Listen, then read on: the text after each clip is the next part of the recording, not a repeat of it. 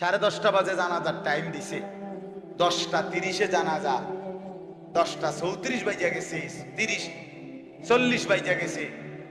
কিছু মানুষের এই পরিমাণ অস্থিরতা। এই মিয়া, টাইম টেবিল ঠিক রাখো না। কইলা 10:30 জানাজা, 10টা মিনিট ওভার হয়ে গেছে, কতক্ষণ খাড় করায় রাখবা? মানে উনি ব্যস্ত, ওনার এই 10 মিনিট সময় নাই। আল্লাহর কসম বন্ধু, এই মানুষটাও এরকম ব্যস্তই ছিল। যে মানুষটার জানাজা হচ্ছে এখন, যার লাশ এখানে শোয়ানো, এই লোকটাও এমন ব্যস্তই ছিল। তার হাতেও একদিন সময় ছিল না। আজ গোটা পৃথিবী সব আগার জায়গায়, এই বেচারা শুধু নিস্তব্ধ। চোখের সামনের জলজ্জান্ত মানুষটা স্তব্ধ। আর হাত নড়ে না, পাও নড়ে না, আর চোখ নড়ে না, জিহ্বা নড়ে না। এজন্য দুনিয়ার এই ব্যস্ততার ভিতর দিয়ে আমরা যদি মনে করি যে আমি শুধুই দুনিয়া, ভালো মন্দ, লাভ লোকসান, চাওয়া পাওয়া, প্রাপ্তি অপ্রাপ্তি, মনের চাহিদা পূরণ, সবকিছু শুধু দুনিয়া ভাইয়া, বাবা, তো আখিরাত কার জন্য? কবর কার জন্য? তাইলে নবীজি সাল্লাল্লাহু আলাইহি সাল্লাম কাকে তাইলে আখিরাত বুঝাইতে চাইছেন? আল্লাহর কোরআন এমন কোন সূরা নাই, কোরআন শরীফের 114টি সূরা, 114টি সূরার এমন কোন সূরা নাই, এমন কোন রুকু নাই কোরআনে যেখানে আখিরাতের কথা, পরকালের কথা আলোচনা নাই। এই পরিমাণ আল্লাহ তাআলা আখিরাত, পরকাল, পুনরুত্থান, হাসরের মাঠ, এগুলো আল্লাহ তাআলা এতবার বলছেন, অস্বীকার করার, পাশ কাটার কোন সুযোগ। কোরআন শরীফে আছে সূরা মুলকের মধ্যে, জাহান্নামী যখন চিৎকার করবে, জাহান্নামের ফেরেশতারা তখন বলবে, আলাম ইয়াতিকুম নাদির, এই নাফরমান, তোমারে কি কেউ কোনোদিন জাহান্নামের ভয় দেখায় নাই? ক্বালু বালা, সে বলবে, হ্যাঁ, ক্বাদ জাআনা নাদির, আমার কাছে বহু ভয় প্রদর্শনকারী বান্দা এসেছিল। কত ইমাম, কত খতিব, কত আলেম, কত ওয়াইজ, কত বক্তা, কত পীর, কত মাশায়েখ, কত আউলিয়া, কত বুজুর্গ চোখের পানি ফেলে ফেলে বারবার আমার এই জাহান্নামের কথা বলছিল, কিন্তু ফাকাদ্দাবনা, আমি মিথ্যা মনে করেছি। ওয়াকুলনা মা নাযালাল্লাহু মিন শাই, আমি আরো বলছি এগুলো আল্লাহ বলে নাই, তোমরা মোল্লারা, মুন্সিরা তোমরা বানায়া বলো।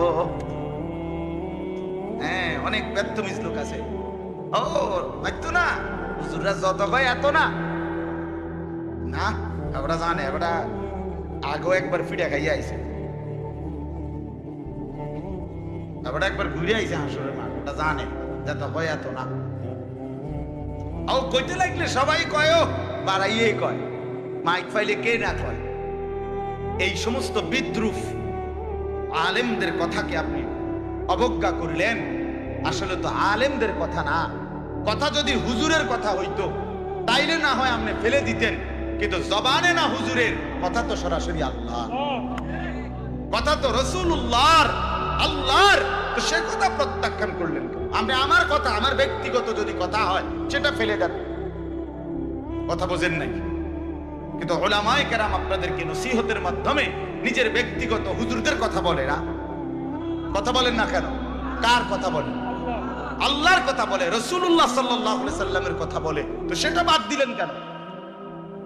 সেটা বাদ দিবেন। আমার ব্যক্তিগত কথা তো আপনাদের ধরতে বলি নাই, আমার ব্যক্তিগত কথা বলি, আপনারা দেখি গ্রহণ করেন কিনা বলেন।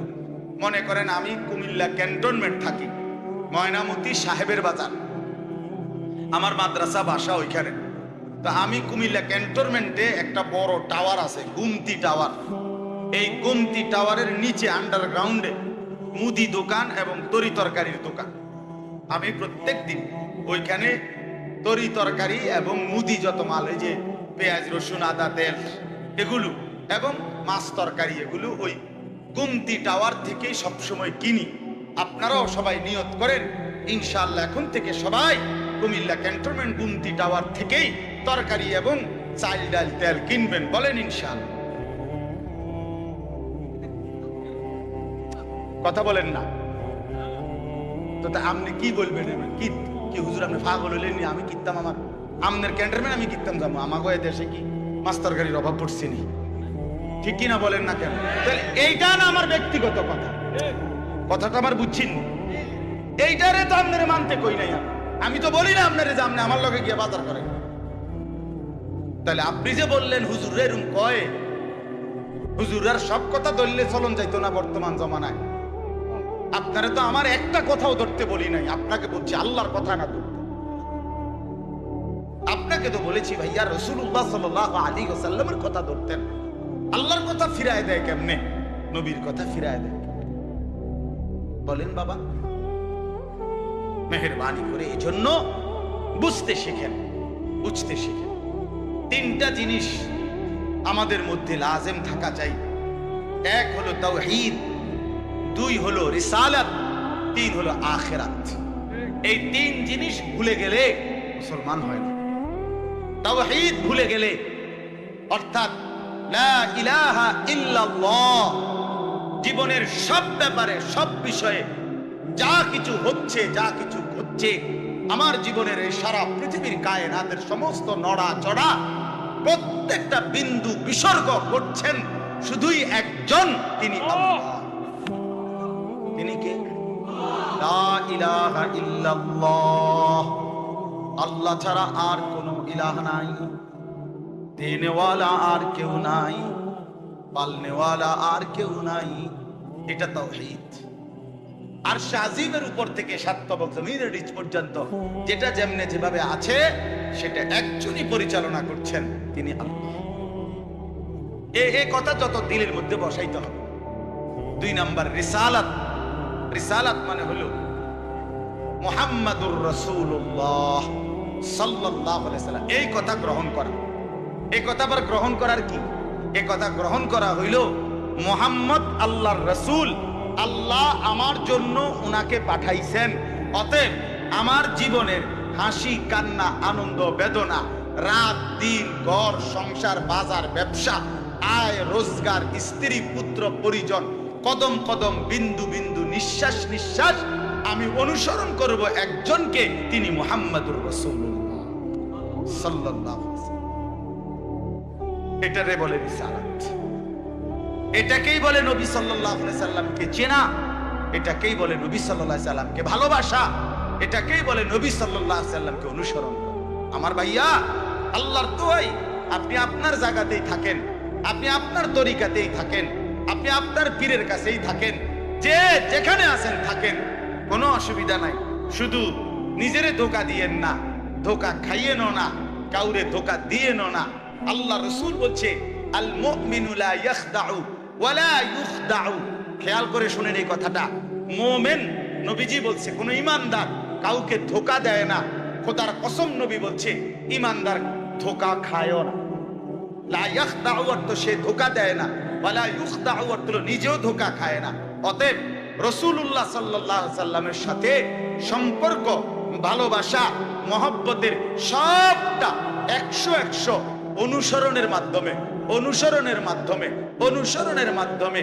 চেহারায় যার দাড়ি নাই সে রাসূলকে ভালোবাসে না, ঘরে যার স্ত্রী বেপরদা সে রাসূলকে ভালোবাসে না, উপার্জনের মধ্যে যার হালাল নাই সে রাসূলকে ভালোবাসে না, জীবনে যার সুন্নত তরিকার অনুসরণ নাই সে আল্লাহর রাসূলকে কশিন কালেও ভালোবাসে না। ভালোবাসে বললে এটা ভালোবাসার নামে ধোঁকা, মিথ্যাবাদিতা ছাড়া আর কিচ্ছু না। হ্যাঁ, হাসরের ময়দানে মার খাইয়েন না, তারা খাইয়েন না। কথা বুঝছেন না? এখানে গাছ জোর দেখাইয়া হয়তো আমনে চিৎকার দিয়া হুঙ্কার দিয়া এই কইয়া সেই কইয়া খাইয়া দাইয়া বিরানিয়ে খিচুড়িয়ে মিল্লা পার হইয়া গেলেন আর কি। কিন্তু কবর আখেরাত এত সোজা না। আখেরাত হাসরের মাঠ, মামুর বাড়ি না। হাসরের মাঠ নানার বাড়ি না, আমনের চাচার শ্বশুর বাড়ি না। হাসরের মাঠ সেই মাঠ, ১৬ লক্ষ আম্বিয়া আদম থেকে মুহাম্মদ সাল্লাল্লাহু আলাইহি সাল্লাম পর্যন্ত সমস্ত নবী রাসূল যে মাঠের ভয়ে আল্লাহর কাছে দিবানিশি কাঁদছেন, সেই মাঠের নাম হাসরের মাঠ। সব নবী, সব নবী আল্লাহর কাছে হাসরের মাঠের ব্যাপারে দোয়া করছে। আমাদের নবী সাল্লাল্লাহু আলাইহি সাল্লাম পর্যন্ত যার কোনো গুনাহ নাই, যিনি নিষ্পাপ, সেই নবীজি পর্যন্ত 5 ওয়াক্ত নামাজের পরে সব আলেমদেরকে জিজ্ঞাসা করেন, নবীজি নিয়মিত 5 ওয়াক্ত নামাজের পরে দোয়া করতেন, আল্লাহুম্মা হাসিবনি হিসাবান ইয়াসীরা। আল্লাহ, হাসরের মাঠে আমার ভয় লাগে, আমি মুহাম্মদের, আপনার বন্ধুর হাসরের মাঠের হিসাব সহজ করে দিন। নিজের ব্যাপারে বলছি। এই জন্য বাপ রাগ হইয়েন না। 1 নম্বর তাওহীদ, কলিজার ভিতরে ঈমান মজবুত করতে হবে। 2 নম্বরে রিসালাত, জিন্দেগীর মধ্যে রাসূলুল্লাহ সাল্লাল্লাহু আলাইহি সাল্লামের অনুসরণ নিশ্চিত করতে হবে। নিশ্চিত করতে হবে। কেন মিসওয়াক করেন না? আপনি জানেন নবীজি মিসওয়াক করতেন, এই জন্য করেন। কেন দস্তরখান বিছায়া খানা খান না? আপনি জানেন, শুনছেন যে নবীজি সাল্লাল্লাহু আলাইহি সাল্লাম দস্তরখান বিছায়া সমান জায়গায় খানা খাইতেন, এই জন্য আপনি ইচ্ছা করে এটা বিছান না। কারণ আপনার কলিজার ভিতরে সিদ্ধান্ত, আমি মুহাম্মদুর রাসূলুল্লাহ সাল্লাল্লাহু আলাইহি সাল্লামের বিরোধিতা। কেন আপনি দাড়ি কাটেন? কারণ আপনি শুনছেন নবীজি দাড়ি লম্বা করতে বলছে, এই জন্য আপনি এটা বুঝাইলেন। রাসূলুল্লাহ সাল্লাল্লাহু আলাইহি সাল্লাম আপনি কইছেন, আচ্ছা আমরে দেখাবো, আমরে দেখাম। আপনি জানেন, হ্যাঁ, আপনার বাম পাও দিয়ে ঢুকতে বাথরুমে, টয়লেটে মনে থাকে না। কেন মনে থাকে না? আপনি জানেন না এটা নবীজি বলছে। কথা বলেন না, নাকি ওই কাউমি মাদ্রাসার হুজুররা কইছে? কথা বলেন না। মিসওয়াক এটা রাসূলুল্লাহ সাল্লাল্লাহু আলাইহি সাল্লামের সুন্নাত না কওমি আলেমদের সুন্নাত? কথা বলেন না আপনারা। তো এটা করেন না কেন? কারে ওয়াহাবি বলেন? কারে গালি দেন? কেন গালি দেন? কি বুঝে গালি দিলেন? কেন বললেন? বলেন, কি অপরাধের কারণে আমি রাসূলের দুশমন হব? কেন? আমি মিসওয়াক করি এই অপরাধের কারণে না? কথা বলেন না কেন? আমি দাড়ি রাখছি দেখে এই অপরাধের কারণে? কোন আমার স্ত্রী পর্দানশীল, আমার মেয়ে পর্দা করে, আমার ঘরে টেলিভিশন নাই, আমার রোজগারের মধ্যে আমি হারাম করার চেষ্টা করি না, তো সব ক্ষেত্রে রাসূলুল্লাহ সাল্লাল্লাহু আলাইহি সাল্লামের সুন্নাতের উপরে চলার চেষ্টা করলাম, তা আমি রাসূলের দুশমন কেন হলাম? আমি বুঝাইলাম, আমি বলতে মানে আপনি যে কোনো একজন আলেমে দ্বীনকে আপনি কেন নবীর দুশমন বলবেন? এত বড় জুলুম কেন করেন? এত বড় কেন জুলুম করেন বাবা? চা দোকানে বসে একজন আলেমের বদনাম করলেন, আপনি আন্দাজ করলেন একজন আলেমের ইলমের কদর কত? আমরা কিতাবে স্পষ্ট পড়ছি, সারা পৃথিবীর ইমানদারের সমস্ত বন্দিগি আর আল্লাহর রাস্তায় জিহাদ, এই দুইটার পার্থক্য কতদূর? সারা পৃথিবীর ইমানদারের সমস্ত ইবাদত, একটি সমুদ্রের মধ্যে যদি কেউ আঙ্গুল দেয়, আঙ্গুল চুবায়, তো আঙ্গুলের অগ্রভাগে পানি লাগবে যে দূর, এতে করে সমুদ্রের ঢেউ তো বন্ধ হয়ে যাবে, ঠিক না? নৌকা চলা বন্ধ হয়ে যাবে না? সমুদ্র টের পাবে কিছু? কিতাবে স্পষ্ট আছে, একজন ইমানদারের সমস্ত মুমিনের সব ইবাদত একত্র করিলে এইটার মর্যাদা হলো আঙ্গুলের অগ্রভাগের পানি।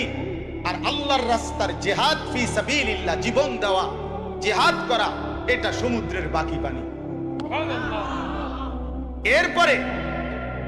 এরপরে লিখছে যে সমস্ত ইবাদত এবং আল্লাহর রাস্তার যুদ্ধ, এইটাও এবার একসাথ করেন।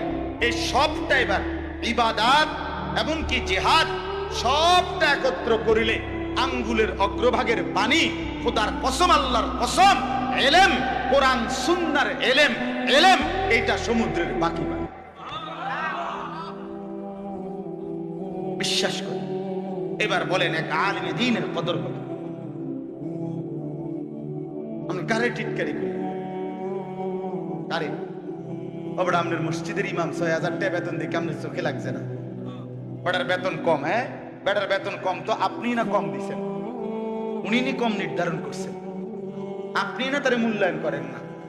কথা বলেন না কেন? আমাদের সমস্ত একটা স্পষ্ট কথা খেয়াল করেন, যদি এক সমস্ত মুসলমানের টার্গেট হইতো যে আমি প্রত্যেক বিষয়ে আল্লাহর কোরআন রাসূলের সুন্নাত মোতাবেক চলবো, তাইলে এই পৃথিবীতে মসজিদের ইমামের চাইতে ব্যস্ত জিন্দেগি আর কেউ পালন করার কথা ছিল না। কেন? ওই মহল্লার সমস্ত মানুষের ঈমান, ইসলাম, আখিরাতের সমস্ত দিক নির্দেশনা সারাক্ষণ উনাকে দিতে হইতো। তখন উনার কদরও হইতো অনেক, তখন উনার বেতনও হইতো অনেক, উনার হাদিয়াও হইতো অনেক। কিন্তু আমাদের কলিজার ভিতরে আখিরাত লাগে না মনে হইছে, কোরআন তেলাওয়াত লাগে না, রাসূলের সুন্নাত লাগে না। মেয়ের বিয়েটার মধ্যে নবীর সুন্নাত কি এটা জানার দরকার নাই, ছেলের বিয়েটার মধ্যে নবীর সুন্নাত কি এটা জানার দরকার নাই। ওই হদ্দার মাতব্বর মিল্লা তারা ঠিক করছে বিয়েটার মধ্যে চেয়ার হইব 200, টেবিল হইব মোট 30টা, গেট হইব একটা 70,000 টাকা দামের গেট, হাইয়েস্ট গাড়ি যাব 60টা, প্রত্যেকটার মধ্যে বেড়া বেড়ি মিল্লা বইব 14 জন, তো 5টার মধ্যে 5 14 70 জন। এরপরে দিয়া গেটে দিব 2000, বাজে খরচ হইলো 3000, এই হইলো 5000। এগুলো হইলো হিসাব। আর হুজুরেরা আইয়া কয়ে গেছে রবিবারে মাইয়াগার বিয়া, দুপুরে দুগা ভাত খেয়ে যায়। বুঝেন নাই? কিন্তু যদি সে জানতো যে রাসূলুল্লাহ সাল্লাল্লাহু আলাইহি সাল্লামের 4টা মেয়ে নবী বিয়ে দিছেন, আমি সেভাবে রাসূলের মেয়ে যেভাবে বিয়ে দিছেন আমি আমার কন্যাকে সেভাবে বিয়ে দেব, তাইলে তো ইমাম সাহেবের কাছে উনি আগে আসতো। ঠিক কিনা বলেন? ওই যে ওনার তো এটা দরকার নেই। কি আপনার বাড়িতে 3 দিন ধরে ডেক সেট বাজে, হ্যাঁ হুজুর আসলে কিতা করুন, শরম দিয়ে না, ফুলাইনে আউশ করছে, ফুলাইনে সব করছে। হায় রে আল্লাহ, হায় মুসলমান, এইভাবে রাসূলুল্লাহ সাল্লাল্লাহু আলাইহি সাল্লামের হুকুমকে, সুন্নাতকে গলা টিপে হত্যা করলেন। নবীজি নিজে বলছে না, আপনারা কতবার শুনছেন, নবীজি বলছে বিয়ে আমি রাসূলের সুন্নাত, বলছে কিনা বলেন? আবার বলেন বলছে কিনা? তাহলে যার সুন্নাত তার মতো হইতে হবে না? তো রাসূলুল্লাহ সাল্লাল্লাহু আলাইহি সাল্লামের সুন্নাত বিয়ে, তো বিয়ে নবীজি সাল্লাল্লাহু আলাইহি সাল্লাম বিয়ের মধ্যে গায়ে হলুদ, ডেক সেট, এই লম্বা গেট আর গাড়ির মধ্যে ফুল, এই সব।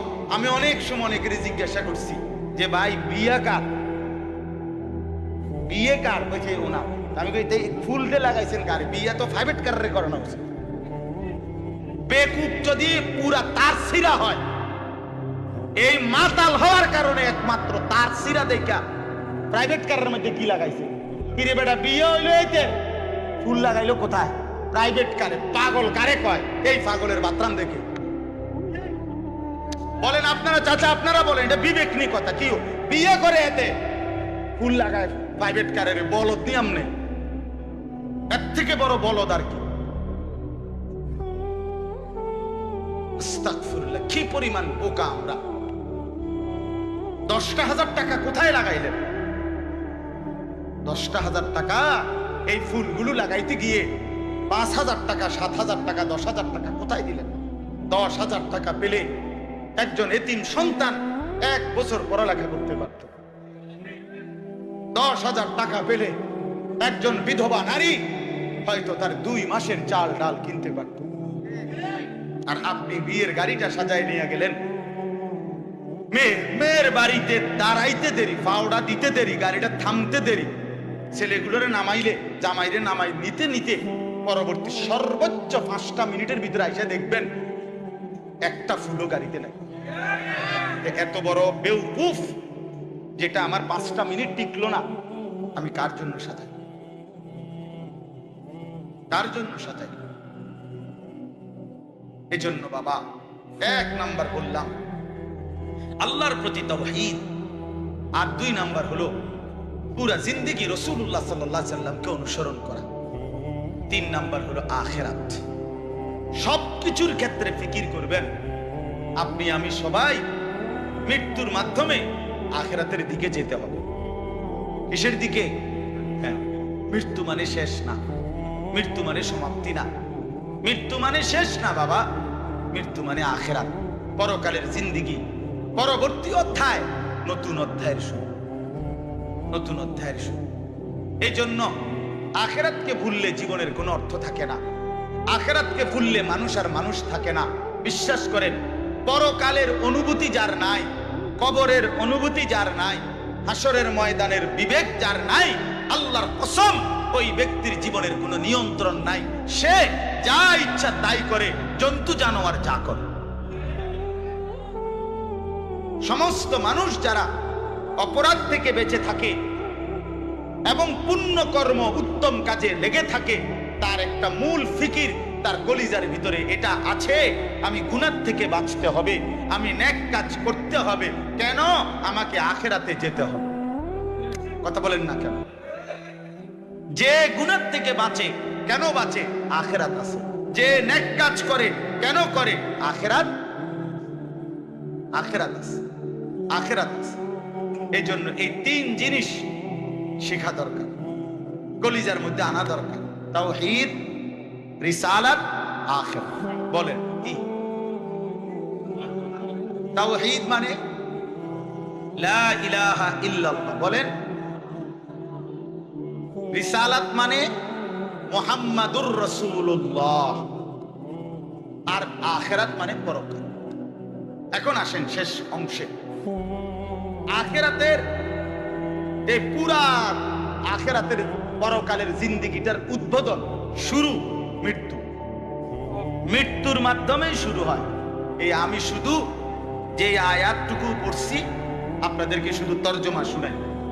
আল্লাহ তাআলা বলেন, দুনিয়ার জীবনে, এই অল্প একটু আর দুনিয়ার জীবনে যেই মানুষটা আল্লাহর নাফরমানি, অবাধ্যতা, রাসূলের বিরোধিতা, কোরআন সুন্নাহর বিরোধিতা, আল্লাহর হুকুমের বিরোধিতা করে কাফের, মুশরিক, বেঈমান, নাফরমান, পাপী হয়ে জিন্দেগিটা কাটাইছে, আল্লাহ তাআলা বলেন তার আখিরাত যে কঠিন হবে এটার প্রথম প্রমাণ হলো তার মৃত্যুর মুখে গিয়া আজরাইল, মালাকুল মউত যখন আসবে, আল্লাহর কসম আল্লাহ বলেন তার মৃত্যুর যন্ত্রণাটা হবে অত্যন্ত ভয়ানক। এটা দিয়েই শুরু হবে। সে মালাকুল মউত আজরাইলকে দেখেই আর তার রূহ কবজ দেখেই সে বুঝে ফেলবে তার পরবর্তী স্টেজ বড় বিপজ্জনক, তার সামনের জিন্দেগি বড় বিপজ্জনক। আল্লাহ তাআলা বলেন সমস্ত নাফরমান ব্যক্তির জান কবজের মুহূর্তটা খুব বেশি যন্ত্রণাদায়ক, খুব বেশি যন্ত্রণাদায়ক, খুব বেশি। এই যন্ত্রণার সিস্টেম হইল, নবীজি বলছেন প্রত্যেক নাফরমান পাপী, হাদিসের মধ্যে আছে নেককার ব্যক্তি ফেরেশতা আজরাইল অত্যন্ত সুন্দর আকৃতিতে নেককার ব্যক্তির কাছে আইসা তার রূহ কবজের সময় বলবে, হে পবিত্র আত্মা, আল্লাহর সন্তুষ্টি নিয়ে তুমি বের হয়ে আসো। আল্লাহ রাসূল সাল্লাল্লাহু আলাইহি সাল্লাম বলেন কোন পাত্র থেকে পানি যেভাবে ঢেলে দেয়, এটা যেরকম আরামসে পড়ে যায়, বের হয়, আল্লাহর কসম নবীজি বলেন নেককার ব্যক্তির রূহটা মালাকুল মউত আজরাইলের হাতে এরকম আরামসে চলে আসবে। আর আল্লাহর নবী সাল্লাল্লাহু আলাইহি সাল্লাম বলেন কোন নাফরমান পাপী এক নম্বরে তার মৃত্যুর সময় প্রথম হইল ফেরেশতা মালাকুল মউত আজরাইল অত্যন্ত নিকৃষ্ট, বিভৎস, কুৎসিত চেহারা নিয়ে তার সামনে দাঁড়াবে। আমার কাছে আরবি কিতাব আছে, ইমাম কুরতুবির কিতাব আত-তাযকিরা, এই কিতাবের মধ্যে আছে ইব্রাহিম আলাইহিস সালাম একবার আজরাইলকে বলছিল, আজরাইল কোন নাফরমান পাপী ব্যক্তির যে সময় জান কবজ করো তখন তুমি যেই চেহারা নিয়ে তার সামনে দাঁড়াও ওইটা আমার একটু দেখাও। কিতাবে আছে আজরাইল বলছে ইব্রাহিম আলাইহিস সালামকে যে আল্লাহর কসম আপনি সহ্য করতে পারতেন না। ইব্রাহিম আলাইহিস সালাম বলেন না, তুমি আমারে দেখাও, আমি দেখুমই। তো আজরাইল ওই আকৃতিটা ধারণ করছে। কোন পাপীর রূহ কবজের সময় উনি যেই চেহারা ধরে, অত্যন্ত নিকৃষ্ট, কুৎসিত চেহারা। তো কিতাবে স্পষ্ট আছে, ইমাম কুরতুবী বলেন ইব্রাহিম আলাইহিস সালাম চিৎকার দিয়া বেহুশ হয়ে গেছে। লম্বা সময় পরে হুঁশ আসার পরে উনি চোখের পানি ফেলে আল্লাহকে বলছে, আল্লাহ তোমার কোন নাফরমান বান্দা পরবর্তীতে কবরের আযাব, হাসরের আযাব, জাহান্নামের আযাব আর কিছুই লাগবে না, শুধু কেবল আজরাইলের এই বিভৎস চেহারার যদি একবার দেখে তার ৬০ বছরের নাফরমানির শাস্তির জন্য এটাই যথেষ্ট, এটাই যথেষ্ট। আল্লাহ নবী সাল্লাল্লাহু আলাইহি সাল্লাম বলছেন, কোরআনে আল্লাহ বলছেন, এই মালাকুল মউত আজরাইল যখন কোন পাপী নাফরমানের জান কবজ করতে আসবে, প্রথম এই কলিজাটার ভেতর থেকে যে রূহ আছে, এই কলজার ভিতরে, কলবের ভিতরে যে রূহ, এই রূহটা ধরে টান মারবে যখন, একটা টানে কলিজাটা ছিঁড়া, রূহটা ছিঁড়া এই কণ্ঠনালী পর্যন্ত চলে আসবে। কাল্লা ইযা বালাগাতিত তারাকিয়া, কাল্লা ইযা বালাগাতিত তারাকিয়া। আর কিছুই না বান্দা, শোনো, যখন নাফরমান তোমার জান কবজের সময় রূহটা চলে আসবে কণ্ঠনালীতে, এবার রূহটা বের হতে চাইবে না, বের হতে চাইবে না, নাফরমান ছটফট করবে। আর ফেরেশতা আজরাইল, ফেরেশতা ছিঁড়া বিরা কোন জিনিসকে, কোন ধারালো লোহা, শিক, এটা যদি আগুনের মধ্যে, আপনার আগুনে পুরানো জিনিসের মধ্যে টান দেয়, তাহলে যেরকম ছিঁড়া ভিড়া আসে, আল্লাহর কসম, আল্লাহর রাসূল বলছে, আজরাইল যখন রূহ ধরে আবার টান মারবে, তো সমস্ত তোর শরীর ছিন্ন ভিন্ন করে এই রূহ বের করে। ওয়াকিলা মান রাক, আল্লাহ বলে আশপাশের মানুষগুলো তখন বলবে, ওই লোকের ছটফটানি দেখা, হায়, তাকে বাঁচাবার জন্য কোন ওজা ডাকো, বৈদ্য ডাকো, ডাক্তার ডাকো, কবিরাজ ডাকো, কে আছো তাকে চিকিৎসা করবে, ডাকো না, আনো না, কত ভীষণ ছটফট করছে। আল্লাহ বলেন, ওয়ান্না আন্নাহুল ফিরাক, কিন্তু ওই নাফরমান বুঝে ফেলবে আজ আর তাকে কেউ ফিরাইতে পারবে, তাকে দুনিয়া থেকে বিচ্ছিন্ন হতেই হবে, তাকে চলে যেতেই হবে। বন্ধু আমার, বাপ আমার, একটা জরুরি কথা আপনারা বয়স্ক লোকেদেরকে বলি। রাসূলুল্লাহ সাল্লাল্লাহু আলাইহি সাল্লাম বলেছেন, আমার এই কথাটা খেয়াল করেন, নবীজি বলছেন, ইন্নাল্লাহা ইয়াকবালু তাওবাতাল আবদ মা লাম ইউগাররির। বান্দা যখন আজরাইলকে দেখে, তখন তার রূহে, তার শরীরের মধ্যে আরে গড়গড়া শুরু হয়, মৃত্যুর গড়গড়া শুরু হয়। আল্লাহ রাসূল বলছেন, তখন আর আল্লাহ তাআলা কারো কোনো তওবা কবুল করে, তওবা কবুল করে। ওয়ালাইসাতিত তাওবাতু লিল্লাযিনা ইয়ামালুনাস সাইয়্যাত হাত্তা ইযা জাআ আহাদাহুমুল মাউত ক্বালা ইন্নী তুবতুল আন। আল্লাহ বলেন, যে মৃত্যু পর্যন্ত নাফরমানি করে গেছে, যখন মৃত্যুর মুখে আজরাইল আসছে, এখন বলতেছে, আল্লাহ আমি তওবা করলাম। আল্লাহ বলেন, ওয়ালাইসাতিত তাওবা, এমন তওবা আমি আল্লাহ গ্রহণ করব না। আমরা অনেক সময় 90 বছরের বুড়া, 70